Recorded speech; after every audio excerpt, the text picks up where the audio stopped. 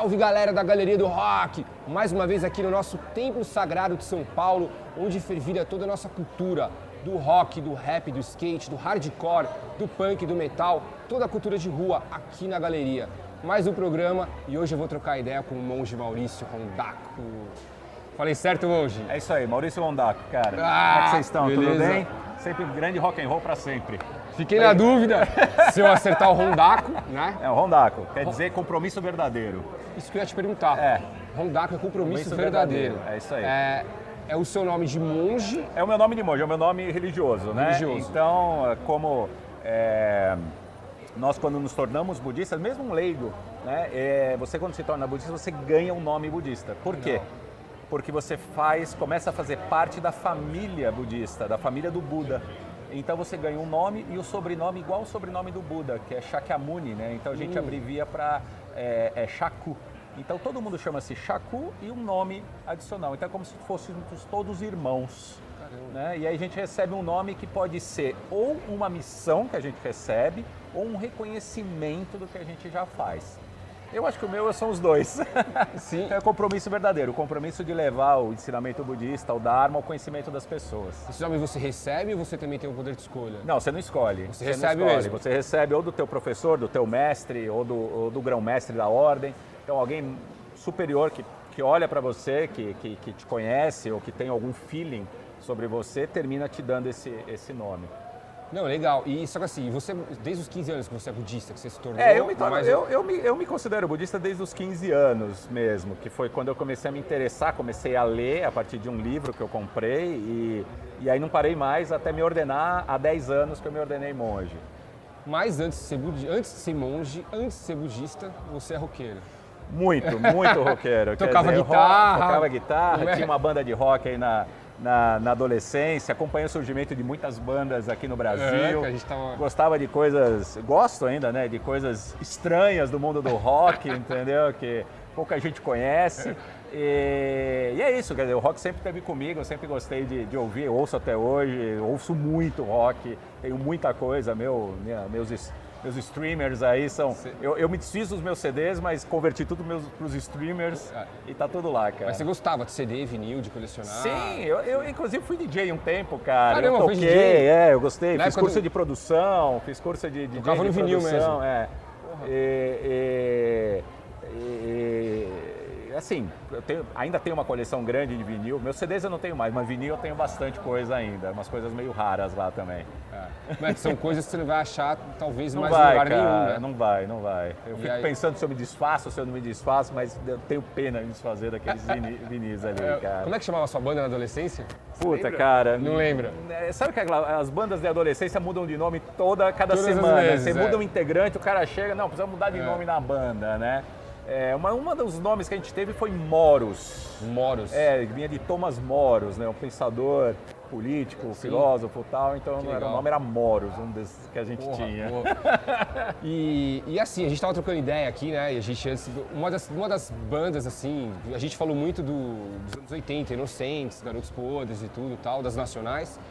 E você tem o 365, foi um dos primeiros shows. Um dos primeiros shows que a gente foi. Você A gente tava- foi nos primeiros shows do 365 aqui em São Paulo. A gente foi nos primeiros shows do RPM aqui em São Do Paulo RPM, também. que era no mesmo local que você estava contando. Tinha um local aqui na Vila Mariana, que era um barco, cara. Era uma coisa, chamava Latitude 3001, eu acho que era, onde a gente ia lá... Fomos ver shows de várias bandas ali que se apresentaram. Então, era uma época legal. Era uma época assim, isso aí estamos falando talvez de 87, 88, 86 talvez. Era uma época bem interessante, que a gente tinha que ir no local para conhecer, né? Você não tinha mídia, você não tinha internet. Era boca a boca e você tinha que ir lá para ver se o negócio era legal, se não era. Sim. Aí começava a seguir e era... Às vezes você tava conversando, alguém fala, pô, tem show da banda tal hoje. Pô, onde é que é? Sei lá, cara. Tinha um lugar que eu gostava muito de ir aqui no Jardins, que é o N44, que era um templo da música punk nos anos 80 e 90. E era incrustado nos Jardins ali, cara. Era um negócio muito louco, porque era incrustado nos Jardins. Eu ia muito lá, porque tinha muita banda começando ali, alternativa e tal. E ficou um templo do punk rock de São Paulo ali no meio incrustado dos Jardins ali. Então você via todo aquele ambiente playboy ali em volta e todo um monte de punk frequentando ali e a gente lá no meio também, cara. Pô, pouca gente acha, né? Pode achar falando, nossa, mas um monge budista, como que ele é metaleiro, punk? Tem pessoas que estranham, a gente pode ser monge budista e ter bom gosto também em música. É lógico. Porra, nada nos impede, né? Isso que eu ia te perguntar. Teve gente que já causou estranhamento já. Teve As pessoas estereótipo das pessoas? Você tem muito estereótipo, né? Você tem um estereótipo do monge budista, talvez causado até por sei lá, talvez monges midiáticos que tentam passar essa ideia de que somos pessoas calmas, tranquilas. Nem todo mundo é o dia inteiro. Cara, é difícil, né? Eu acho que a boa... E com isso gera um estereótipo de que a gente é, assim, fala com a vozinha calma, tranquila. Eu costumo dizer que parece um bicho preguiça em coma, né? Então você fala devagar... Mas, cara, é ao contrário, né? O budismo não quer que você seja calmo. A gente até quer, mas primeiro a gente quer que você seja quem você é. Que você quebre as suas máscaras, quebre quem você acha que é e passe a assumir quem você é. Agora, se você é um cara, se você tenta passar uma imagem de que você é um cara calmo, tranquilo, não sei o quê, mas lá no fundo você tá cheio de conflito, tá cheio de raiva, não adianta nada. Você só tá querendo externar uma imagem que você não tem, né? Não tem. Então, ao contrário, o budismo quer que você seja quem você é e externe quem você é. E aí você começa a se transformar. Aí você começa a ajustar a receita, né? Eu dou um exemplo que é legal, que faz o seguinte, eu acho que é legal pelo menos, é que nem que você vai querer, você come um bolo gostoso na casa de alguém. Aí você quer reproduzir aquele bolo, mas você quer melhorar o bolo. Só que você não sabe a receita. Então você vai para a cozinha e tenta fazer um bolo melhor, sem saber a receita. A chance de você se estrepar é grande. Sim. Então é melhor você saber a receita e a fazer a coisa do jeito que a receita está dizendo e aí você consegue melhorar. É como a gente. Qual é a nossa receita? Qual é a nossa receita? Quem nós somos? Sim. E aí você precisa se conhecer e aí trabalhar para melhorar. E aí fica a grande pergunta, será que você se conhecendo e se aceitando como você é, você vai querer melhorar? Aí que tá ou você vai lidar com isso de uma forma melhor, uma forma mais tranquila, né? Sem criar uma casca para aquilo que você não é. Sim. Então, sim, as pessoas olham e falam assim, pô, cara, você tem tatuagem, você gosta de rock, punk rock, não sei o quê. Claro, eu não tô... O budismo fala que a gente não deve gerar sofrimento nem sofrer. Eu não sofro gostando de rock, a gente sofre um pouco fazendo tatuagem, mas depois passa, entendeu? Fazendo tatuagem, depois passa. Depois passa, mas eu não estou infringindo sofrimento para ninguém. Eu que estou escolhendo sofrimento para mim durante algumas horas. Olha que uma amiga nossa aqui, ó, nesse estúdio não está aqui, que ela participa de alguns programas, ela já ia querer te tatuar. Ah, pô. A gente ia querer colocar você na maca ali, porque às vezes a gente traz os convidados. Tem um convidado do programa que é o Fernando Scheffer, batera. Sei. Ele tatua a palma da mão aqui. Pô, cara, a palma é desafio, porque some com o tempo. Palma e cotovelo some, né? Pô, mas bora dar um rolê agora pela Galeria Monge. Vamos andar. Eu falando das tatuas, você falou, você tem as costas inteiras praticamente. Tenho, cara. Eu tenho uma pintura, que eu estava te comentando, eu tenho uma pintura de uma artista chinesa, chamada Yang Ruifeng, nas costas, que ela estava exposta no museu de Munique, e aí eu gostei e aí fiz. Aí terminei fazendo algumas outras coisas também. Fiz um Leão das Neves, fiz um Garuda aqui no outro braço. De alguma maneira, a cultura oriental te atraiu primeiro antes de você virar budista? Você se atraiu pela cultura? Sim, é uma coisa engraçada. Bom, não é engraçada, para nós budistas isso é uma questão kármica, é um karma, né? E que não é nada ruim. Mas eu me lembro, desde pequeno, assim, muito pequeno mesmo, talvez 3, 4 anos de idade, eu louco por filmes, e naquela época não passava muita coisa na televisão, né? Não tinha TV a cabo, mas eu lembro que passava muitos filmes do Akira Kurosawa, né? Que era um cineasta japonês, que ele fazia muito filmes sobre samurais, filmes antigos, sobre a época medieval do Japão. Eu era fascinado por aquilo, então eu com 3, 4 anos de idade era simplesmente fascinado.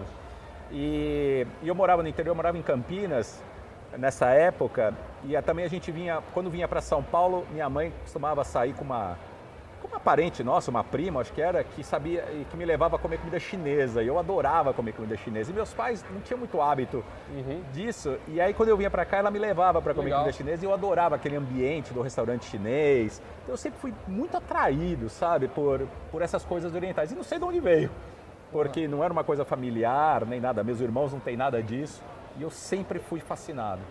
E aí foi uma coisa meio natural. Eu comecei também, essa parte espiritual, uma coisa que sempre me chamou a atenção, o espiritual, o oculto, o misterioso, né? Sempre que eu me conheço por gente, eu tinha uma coisa dessa. E eu, quando adolescente, já aqui em São Paulo, fui convidado por umas amigas, eu tinha 13 anos, a participar de uma comunidade católica, aqui no Colégio Cristo Rei, aqui na Vila Mariana. Era uma comunidade, chamava Comunidade de Caná, que era uma comunidade de jovens, né? Fazia encontro de jovens e tal. Antes disso, não, sua família não era católica, você não tinha... Muito pouco praticante, assim, quer dizer, não íamos em igreja. Família católica, mas não ia, não praticante. Eu tenho um amigo monge que fala assim, pô, cara, você não pode ser de uma religião e não ser praticante. Ele falou assim, você não é honesto não praticante. É verdade, faz todo sentido. Então, assim, eles são católicos, mas eu não tinha uma educação religiosa. Tá. Mas eu comecei a me interessar e foi bom porque nessa comunidade as discussões eram muito interessantes. Claro que é uma discussão focada na religião católica, mas aquilo despertou muitos interesses em mim. Curiosidades, curiosidades e desafios também. E eu comecei, já naquela época, mesmo sem conhecer o budismo, eu comecei a desafiar muito dos dogmas católicos, muito da posição da Igreja Católica sobre vários assuntos. E acho que nessa idade onde a gente desafia mais, na adolescência. Muito, porque aí você fala, você pergunta, e aí você começa a ser mal interpretado. Verdade. E foi quando eu comprei um livro sobre budismo, ao acaso, e quando eu entendi muito pouco daquele livro, mas o pouco que eu entendi bateu muito com o que eu imaginava. Então, quando ele falou de karma, de não ter um demiurgo, não existia um Deus controlando a nossa vida, que tudo dependia da reação das coisas que a gente fazia, aquilo começou a fazer sentido para mim. E eu comecei a levar isso lá para essa comunidade e uma hora, eu não fui convidado a me retirar, mas eu vi que eu já não tinha mais clima. Aí eu resolvi sair e comecei a estudar o budismo. Puta, que legal. Mas era uma época aqui em São Paulo que você tinha muito pouco acesso, né? Você tinha um negócio que pouca sem gente internet, vai lembrar. Sem... Era lista telefônica, não sei nem se lembro. alguém lembra disso, né? Lista telefônica. Lembro. Desse tamanho. Aí você abria lá, cara, você ia procurar lista. templo budista. Você não achava, porque estava em japonês o nome, ou estava em chinês, sei lá, você nunca achava nada. Então foi muito difícil para eu achar, para eu conhecer um lugar e tal. O templo hoje onde você faz parte é chinês ou japonês? É japonês. Japonês, tá. E como é que funciona essas... claro, isso deve ser talvez muito complexo pra gente, essas divisões dentro do budismo. Não é tão complexo, assim, você tem várias escolas budistas, né? E essas escolas você tem algumas subdivisões que são as ordens budistas. Tá. As escolas, o que aconteceu? O Buda, vamos dizer assim, ele pronunciou, dizem, né? Não está comprovado, mas dizem que ele pronunciou 84 mil discursos. Tá. Isso foi compilado, depois da morte dele, no que a gente chama de sutras, né? Só que esses sutras, eles eram escritos em folhas de bananeira seca, e tinham mais ou menos uns 40, 50, 60 centímetros de largura, e eles eram prensados com madeira para poder ficar reto. Isso era muito difícil você carregar. Então não é que você tem puxa um celular ou um livro, mas você quer carregar aquilo ali. Então os monges terminaram se focando em alguns desses discursos, que era onde eles liam e copiavam esses discursos, depois eles viajavam e iam embora com aqueles discursos copiados. Então as escolas budistas são baseadas nesses discursos, né?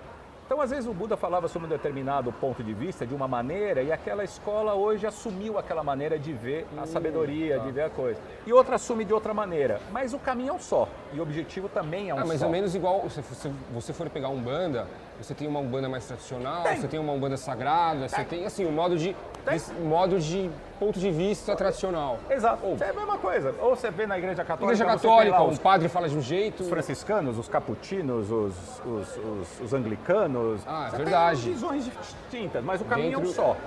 Então, assim, não dá para você negar uma escola, dizer, não, essa escola não... Quer dizer, claro, hoje em dia você tem muito picareta por aí que inventa escola, mas se você pegar as escolas tradicionais,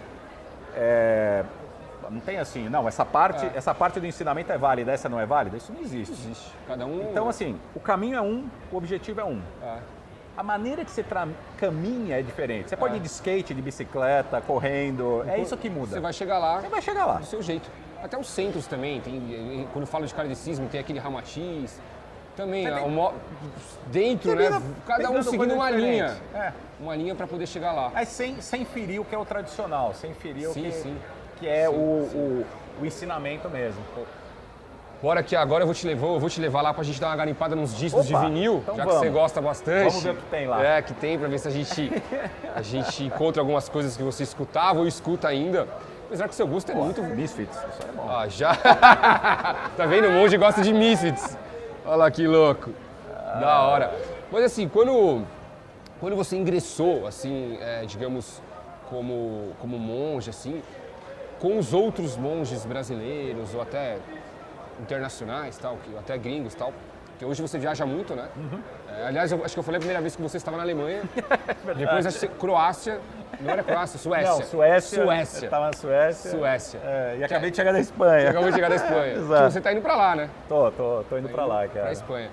No começo, quando você ingressou mesmo assim, os outros monges, tinha alguns também que também curtiam, ou andavam de skate, ou tinham... A maioria dos monges que existem hoje, a gente começou praticamente juntos, né? Tá.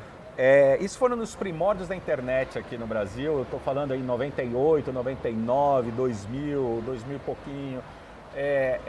Ali foi onde a gente começou a realmente se organizar, no termos do que seria o que é o budismo hoje aqui no Brasil. Tá.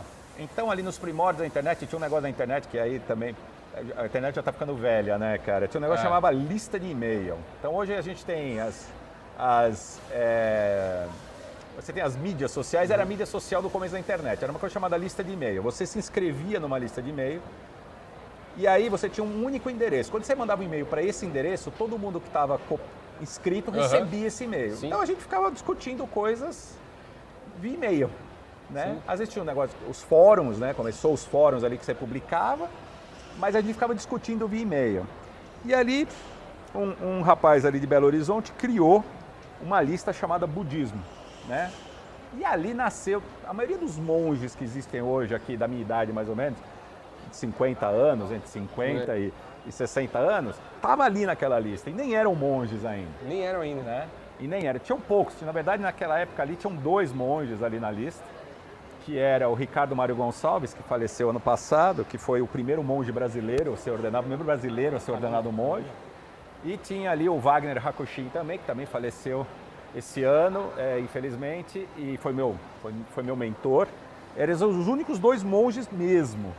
E ali tinha, hoje o Gensho estava ali, o Gensho Sensei, que é do Zen, estava o Komio Sensei. A gente pode chamar de Sensei também? Pode. Tava o Lama Tartin, assim, tinha um monte de gente ali, que hoje são lamas, são monges e tal, e tem os centros aqui desenvolvidos, centros de Dharma aqui no Brasil e tal. Então nasceu ali. E sim, tinha muita gente que gostava de rock, que gostava de skate, de rock, que participava das listas também ali, que hoje são monges, que hoje são professores de budismo, da mesma forma.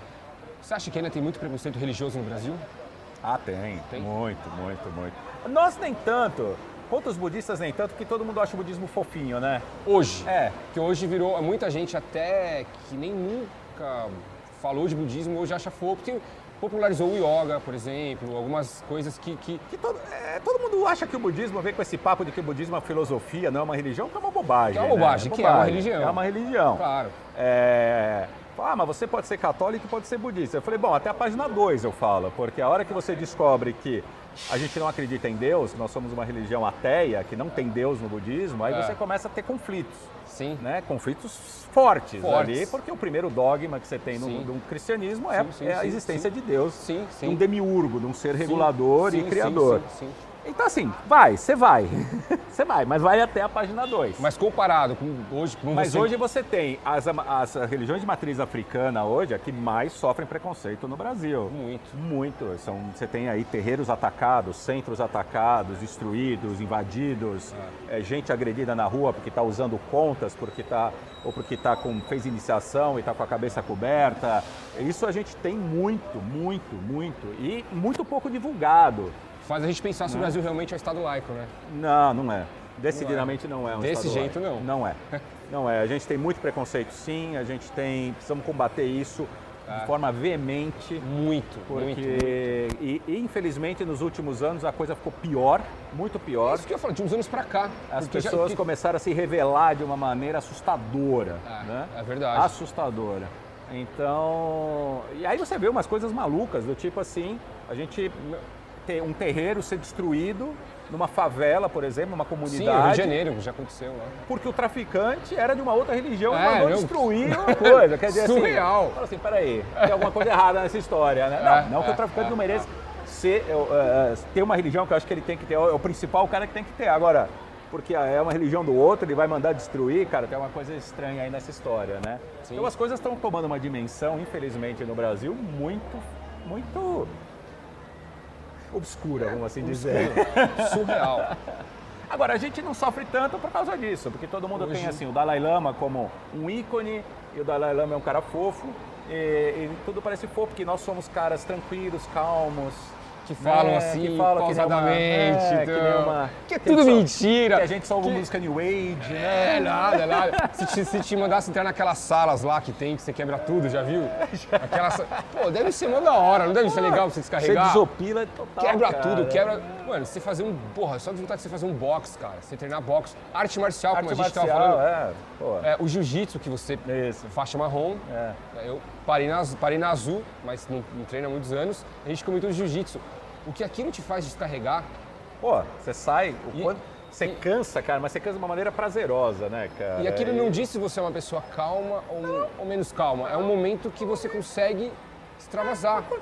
Ao contrário, porque quem não conhece acha que é violência, mas na verdade aquilo é um jogo de xadrez, cara. Aquilo ali é um jogo de xadrez. Jiu-jitsu é um jogo, eu sempre falei isso, Aquilo jogo de ali xadrez. só tem inteligência ali. Jiu-jitsu muito. E você só se machuca se você quiser se machucar. Porque você pode sair a hora que você quiser do conflito e falar, acabou, parou. Acabou, parou. E é isso aí, mas é assim, muitas coisas assim como o rock que a gente está falando, quanto que não descarrega. Sim. E que sempre descarregou, ouvir aquele som e poder... E o quanto foi discriminado, né? E ainda é, né? E ainda é, entrar num bom bate-cabeça, né, monge? Uma boa roda punk, boa roda punk. Até hoje é sempre bom ainda dar uma pogada. Uns pogos aí da vida. Da hora. Agora sim, monge, pra gente dar umas dicas aí do que você realmente gosta de ouvir. Bom, isso aqui eu sei que você gosta, né? Iron quem não gosta, claro. Né, cara? Poxa, falar de rock, não falar de Iron Maiden, esse não aqui é do Rock in Rio Rock ainda. In Rio. Os melhores shows que já ocorreram na história, né, cara? Mas eu gosto muito, eu tenho uma formação interessante, porque meu pai sempre gostou muito de música erudita, música clássica. Então eu sempre ouvi muita música clássica na minha infância, né? Porque a única coisa que tinha lá em casa que ele comprava era esse tipo de coisa. Então o rock progressivo foi o primeiro rock que eu gostei, o primeiro rock que eu comecei a ouvir. Então Alan Parsons Project, Yes. Foi aonde eu comecei a gostar. Então assim, o Rick Wakeman também, aquele disco, Viagem ao Centro da Terra do Rick Wakeman, com aquele monte de teclado. Eu sempre gostei muito do som do sintetizador, teclado. Então eu comecei a ouvir muito rock progressivo no começo. Então Alan Parsons também, que tinha uma pegada meio orquestrada, meio coisa, que eles tinham uma formação mais clássica. Aí que eu comecei. Depois, eu comecei, eu fui na casa de um amigo, cara, isso eu tive uns 7, 8 anos de idade, talvez. Aí ele tinha um tio dele, tinha um disco de uma banda alemã chamada Kraftwerk, que era uma banda industrial. Aliás, eu tive chance de há 3 anos ver um show deles em Gotemburgo, cara. Eu fui ver um show deles lá em Gotemburgo. E até hoje pra mim é sensacional, porque é uma banda industrial, só com sintetização, são 4 sintetizadores, só sintetizador. Mas os caras fazem um som muito...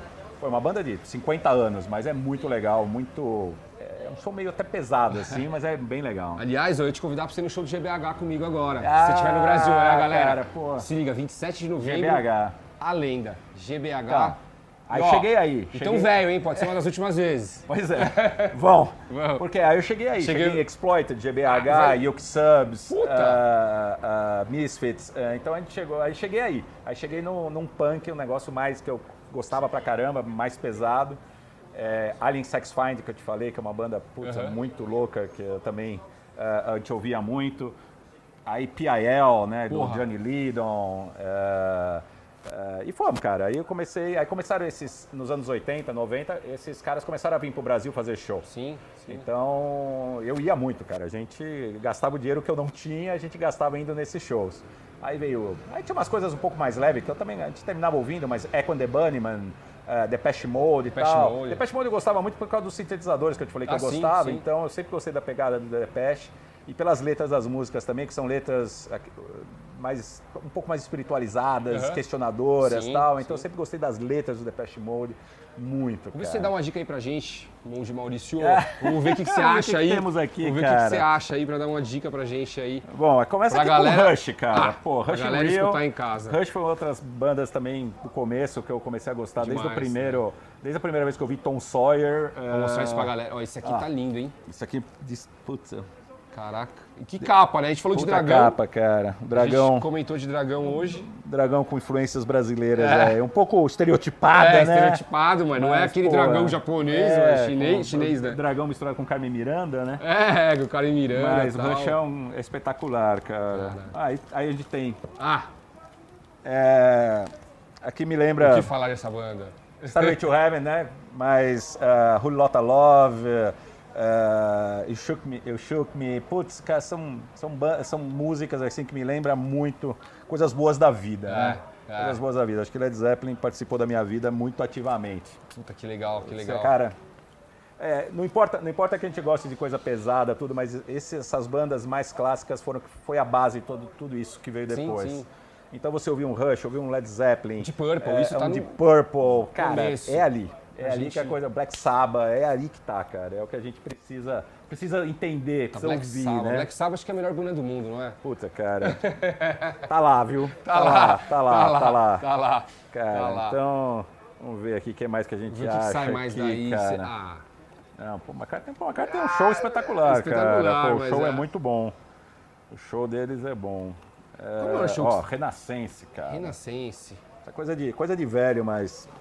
Isso aqui também, capa rock progressivo. Progressivo, isso que eu falo. Pela rock progressivo do Renaissance é espetáculo. A capa você já vê que é progressivo. Isso aí, a capa diz muito, né? A capa é uma coisa meio futurística, aqui são os mixers e tal. Pô, é muito legal, cara. Bom, Monge, mas bora lá. Bora lá pra gente dar mais um rolê, que tem mais umas lojas pra gente passar. Tá bom. E aí no final a gente nem falou de música punk aqui, fiquei só nós vamos falar. Antigo aqui, cara, mas a gente vai falar um pouco. Vamos falar. O restaurante Galeria 77 fica na 24 de maio, em frente à Galeria do Rock. Uma grande variedade de saladas, pratos quentes e sobremesas. Vem pra Galeria do Rock, passa para almoçar na Galeria 77, na 24 de maio. Agora sim, Monge Maurício, a gente aqui no primeiro andar, a gente vai caminhando ali pra G-Rock, uma loja parceira nossa. Mas antes eu ia te perguntar, como que é a interatividade com outros sacerdotes, tipo com um bruxo, o Pai de Santo, os padres? Eu gosto muito disso porque eu acho que o preconceito ele nasce da ignorância, né? Então eu acho que quanto mais a gente se educa, quanto mais a gente educa as pessoas nos conceitos religiosos, a gente consegue evitar cada vez mais o preconceito. E a gente tem muito preconceito, como a gente comentou aqui no Brasil. Então eu sempre gostei de estar interligado com outras religiões e conhecer outras religiões, entender as outras religiões. Então hoje eu tenho grandes amigos, a gente acabou de encontrar aqui o Claudinei. Da Wicca, isso que eu ia falar. Da Wicca, é o grande sacerdote, a referência da Wicca no Brasil. Né? Ele é um sacerdote, grão-mestre da Wicca no Brasil, um grande amigo de muitos anos. Legal. Pessoal do Hare Krishna, conheço o Mahesh, que também é um grande sacerdote aqui, um grande representante. Rabino Ventura, o Diego de Airá, que é um pai de santo super querido e amigo. A gente sempre está muito integrado, a gente está sempre conversando, sempre falando, participamos de algumas ações governamentais de interreligiosidade, combate à discriminação religiosa. Então, assim, da minha parte, eu faço questão de estar sempre interagindo com os outros monges budistas e com as outras religiões, porque eu acho que quanto mais a gente se integrar, é uma força maior contra o preconceito. Todo mundo querer chegar no bem. Cada um, cara, tem o direito de achar o que quiser, de seguir o que quiser. Esse é um direito inalienável do ser humano, é de ter a sua própria crença. Inalienável. Então lembra que eu falei no começo que o budismo, ele prima para você ser quem você é? Seja quem você é. Acredite no que você quer. Seja feliz. No que você acredita, isso é que é o mais importante. Não precisa ser budista não, ao contrário. Seja você mesmo. Seja você, encontre uma fé, encontre alguma coisa. Mas encontre alguma coisa, vá atrás de alguma coisa. Mas aquilo que está alinhado com você, da maneira que você pensa. Né? Porque a espiritualidade nos ajuda demais. Claro, a espiritualidade eu acho que não sobrepõe a medicina, não sobrepõe a ciência de maneira nenhuma, mas te ajuda muito. muito, muito, muito. Comprovadamente. Então você tem, por exemplo, o Instituto Mind and Life, que é um instituto composto por pesquisadores de Harvard e outras grandes universidades americanas, tem trabalhos muito sérios sobre o quanto a religiosidade impacta positivamente na saúde das pessoas. Na cura de várias doenças. Então, o foco é esse. É isso. E desenvolva essa espiritualidade não só nos momentos ruins, mas nos momentos bons. Para você estar preparado para os momentos ruins que chegam. Ah, verdade. Né? Bom, Gi, agora chega aqui, ó, pra gente te mostrar que a G-Rock, deixa eu passar aqui à frente. G-Rock é a loja tradicional da galeria, vende os produtos oficiais da Galeria do Rock, camisa, caneca e bastante coisa. Tá aqui há 30 anos e a G-Rock te presenteando. Obrigado, gente. Obrigado mesmo. Te presenteando pra gente ver. Pô, olha isso aqui. Essa é a camisa aí que é o... Pô, vou abrir aqui, ó, claro, pra todo mundo ver. O logo, a palhetinha, o logo oficial da galeria. O aqui, ó, um ícone de São Paulo, Galeria do Rock. Puta, lugar espetacular aqui, um lugar de muita paz, muita nosso polo cultura. De cultura. Obrigado, gente, obrigado mesmo, do fundo do coração. Nosso polo cultural. É isso aí, cara, puta lugar delicioso pra gente estar. Bora lá que tem mais lugarzinho especial. Bom. Obrigado, gente, obrigado. G-Rock, mais um lugar especial pra gente passar. E, pô, a gente tava falando, antes disso a gente já tava falando de punk, né? Assim, sim. Que a gente ia ter trocar essa ideia. Sim. O punk, de uma certa forma, ele na adolescência, ele entra naquilo de contestar. Sim. Que a gente estava falando. E aí isso... Eu acho que... Essa visão da contestação do punk, e aí a gente está falando do punk lá dos primórdios mesmo, né? De Inglaterra, dos anos 60 da Inglaterra, depois aí com grande força nos anos 70. Aquilo me impactou de grande forma quando eu era adolescente. Por causa disso, porque eu sempre fui muito contestador, né? E isso me levou a estudar muito sobre anarquia, né? Muito sobre anarquia, porque eu achava, ainda lá no fundo eu termino achando ainda, de que é um sistema político muito alinhado com o budismo. Ah, total. Porque se você não tem no budismo um demiurgo que te controla, por que você vai ter alguém na sociedade civil que vai te controlar? Porém, se você tem uma consciência social forte ou plena, você não precisa de ninguém te governando, porque você vai ter consciência. Eu vou cuidar de você, você vai cuidar de mim. Se eu tenho essa compaixão, ela se torna o melhor sistema, embora utópico, o melhor sistema de governo. Né? Então, assim, se eu olhar desse ponto de vista, o anarquismo é muito budista.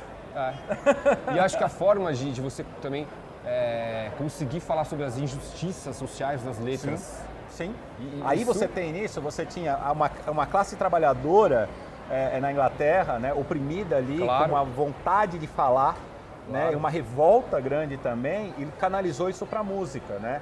Então você tem ali o punk nascendo nessas comunidades, principalmente comunidades trabalhadoras, né, working class da Inglaterra, para ser uma voz, né, para ser uma voz de contestação social ali forte nos anos 60, né? Isso é fantástico, né? Então você pegar ali Sex Pistols, antes, Clash, são caras que mandam uma mensagem forte, mas que precisava ser ouvida, né? Aquilo estava represado durante muitas décadas na Inglaterra, né? Sim. Não, e isso que eu acho o mais legal, assim, porque se você for ver, nas músicas também te traz um valor para a espiritualidade, um caminho, eu quero te dizer. Sim. Porque através daquilo, seja você, do que você mesmo falou, né? Pra cada um ser você mesmo. Então, às vezes, a gente é muito do que a gente escuta, né? Muito. A música tá no nosso DNA. Eu acho que reflete demais, né? Reflete demais. Eu, por exemplo, que eu te falei, que eu gosto, né? Nasci ali na música erudita, né? Ouvindo música erudita. Aí fui pro rock, eu adoro rock, mas adoro ainda a música erudita bastante. Eu acho que muita gente da minha época gosta disso também, essa mescla. E isso te faz melhor. Porque é que nem você fala, se você vê a espiritualidade, conhece a espiritualidade de cada um, você não gera preconceito. Se você conhece a música também, você também não gera preconceito com a música. Exatamente. Né? Então você não julga mais as pessoas pelo que ela ouve. Porque isso também é uma coisa muito complicada. Né? Você é julgado pelo aquilo que você acredita. Sim. Né? Mas o que você acredita não te define. Sim. O que te define é seu caráter. Não é no que você acredita. Sim. Porque a gente estava falando de nazismo, se você olhar as fivelas dos soldados nazistas estava escrito Deus está comigo. Sim. Né? Sim. Então assim, eles acreditavam naquilo. Então acreditar não te faz uma pessoa melhor. Sim, Agora, exatamente. o seu caráter é que vai te dizer quem você é. Sim. Você pode acreditar em Deus, você pode acreditar em quem você quiser, mas você pode acreditar em Deus e matar uma pessoa. Sim, Ponto. Você pode acreditar em Deus e estuprar alguém. sim, Então, isso não te define. sim. O seu caráter é que te define. O seu caráter e índole, né? Seria a mesma coisa. E a direto, a mesma totalmente coisa. direto, né? E por Totalmente isso que, direcionado. não sei se eu estiver errado, mas por isso que o budismo é esse ponto principal, digamos assim, do caráter, né, do que você tem por dentro, de fazer o bem e colher o bem. Assim que é muito fofo falar isso, que nem a gente... Na verdade, não é mas fazer o bem, é não gerar sofrimento. Tá. Entendeu? É não gerar sofrimento. fazer o que você tem que fazer sem fazer... Gerar sofrimento. Então, Certo. assim, se você quiser falar assim, qual é a máxima do budismo? Não gere sofrimento. Tá. Ponto. É isso. Aí você define como você quiser. Se eu faço alguma coisa pra você, por exemplo, você vai tatuagem. Pô, mas você dói. Dói, mas não é um sofrimento. Pra mim não é, exatamente. Não é um sofrimento. Mas eu falo nas atitudes nossa com o próximo. É isso, é a compaixão. O que Compaixão. define isso é a compaixão. Ah. Né? Uma curiosidade que talvez vocês não saibam é que não existe a palavra amor dentro da bibliografia budista. Né? Buda nunca falou sobre o amor, que o conceito que a gente tem de amor, na cultura oriental, ele é tido como algo egoísta, algo que gera sofrimento. Ah, não sabia. Então ele usava uma palavra que é amor-compaixão. Porque o amor, ele pode ser muito egoísta. Você pode ter ciúme, você pode matar por amor. Como é que você mata alguém que você ama? Não é amor. Não é amor. Assim, não é Sim, é antagônico, né? Sim. Não, eu mato essa pessoa porque eu só quero ela pra mim. Então eu vou matá-la porque ela não vai ter pra mais ninguém.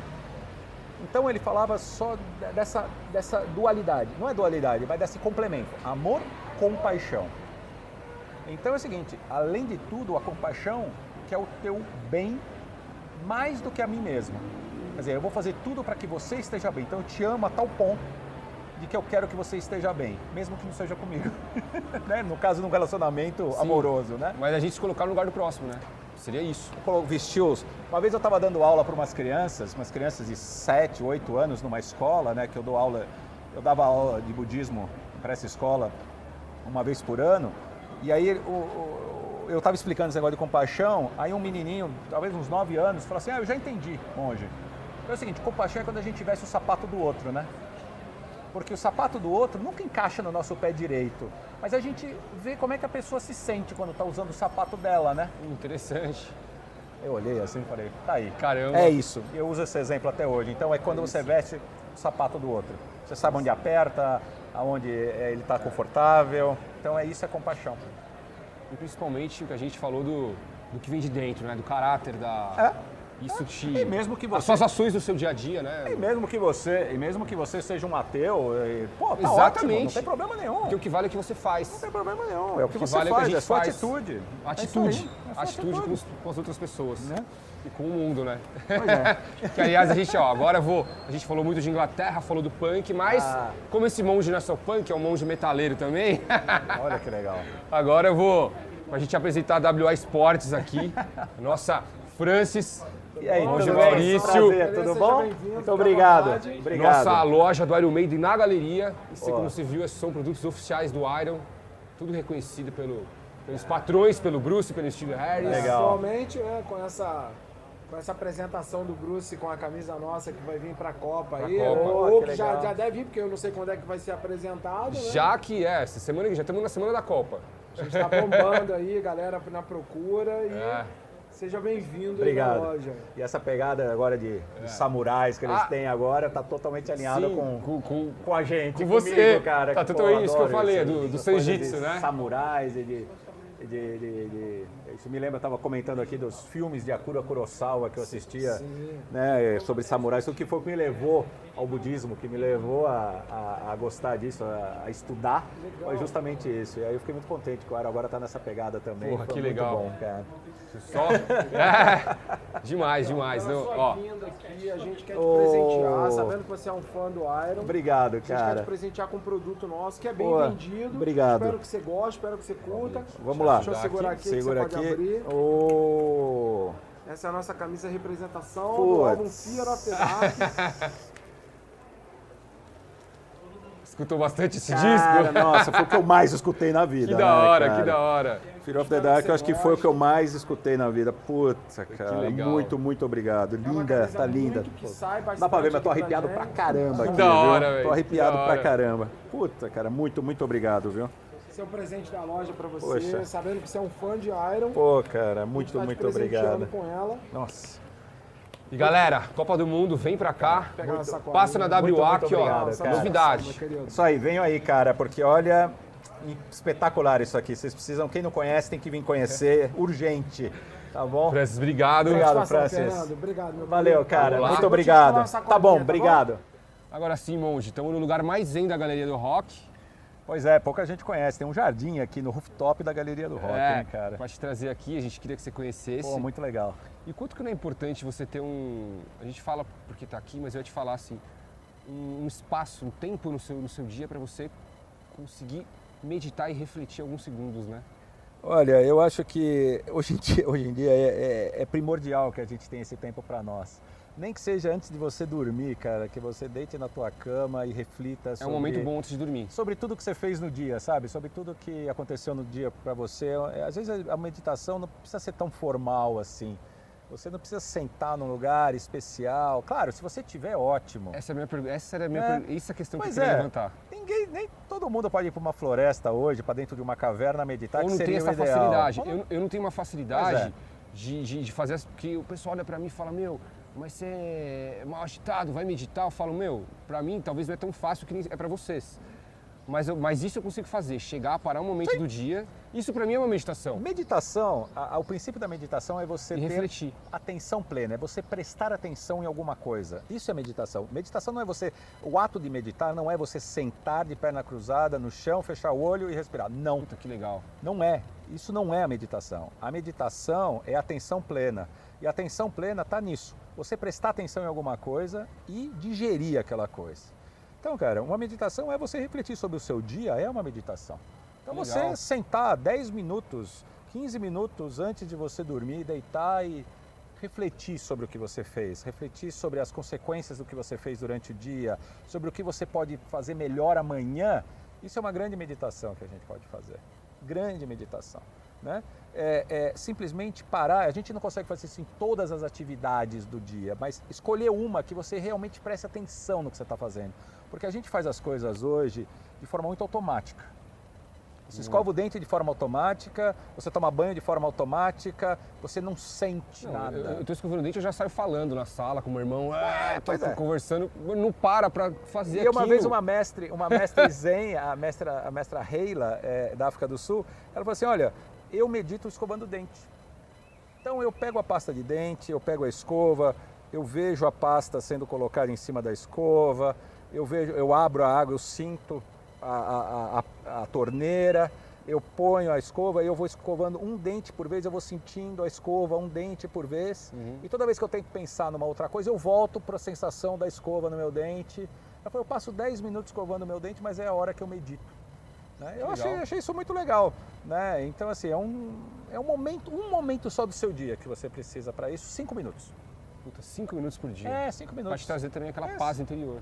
Isso. Que seria... Sair 5 minutos disso aqui, né? E vir pra você mesmo. Ou, se você quiser, baixa uma aplicação aqui de meditação e aí use isso aqui para meditar. Ou escuta o teu podcast Ou no escuta Spotify. o Papo de Dharma lá no Spotify, que tem algumas coisas legais para vocês ouvirem também. Pô, eu acredito que lá a gente possa aprender muito com Espero você. que sim, cara. Espero que sim. Monge, obrigado. Obrigado, cara. Monge Obrigado. Maurício Rondaco. Aí. Gente, Obrigado por muito tudo. obrigado. Longa É vida isso ao aí. rock and roll. Valeu. Que a gente possa estar aqui sempre. Um abraço. Rolê na galeria. Um abraço.